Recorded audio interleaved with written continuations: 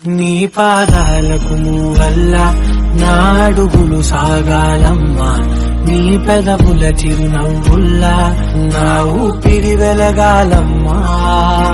నిరంతరం నిచంటి పాపల్లే ఉండాలి నేనన్నాళ్ళకి, నిన్ను దిలెంతగా ఎదగాలనుకునే అమ్మా. అణువణువణు నీ కొలువే అమ్మా.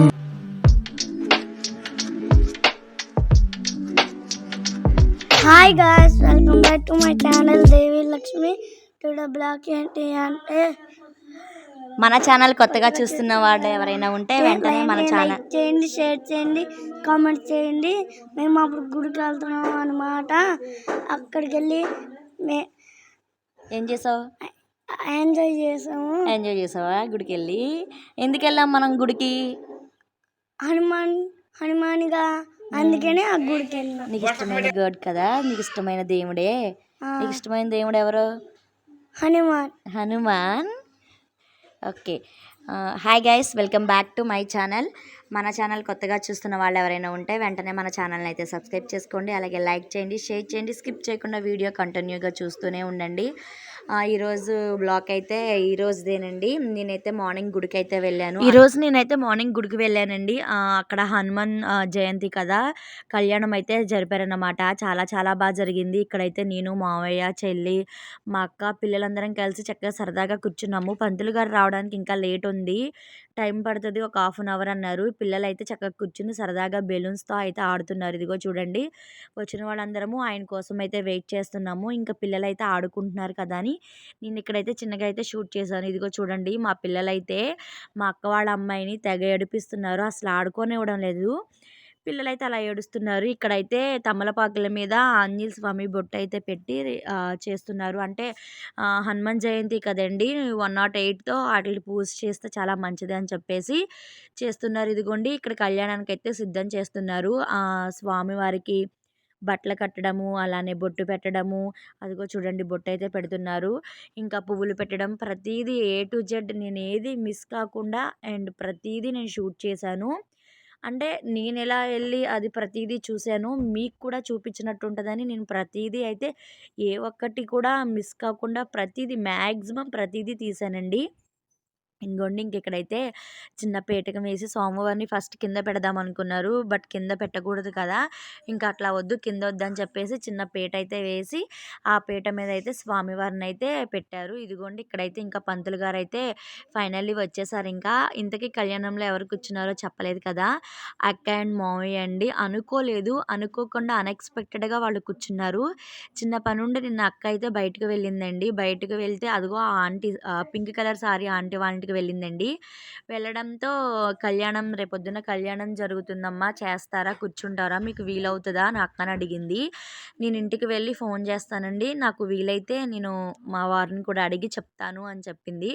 సరే మామయ్య అయితే చేద్దాము, కళ్యాణం కదా, అందరికీ కలిసి రాదు అని చెప్పి, అంటే కుదరాలి కదండి, కళ్యాణం చేస్తానికి కూడా రాసి పెట్టుండాలి. అనుకోకుండా వాళ్ళకి అలా రాసి పెట్టుంది అనుకుంటా.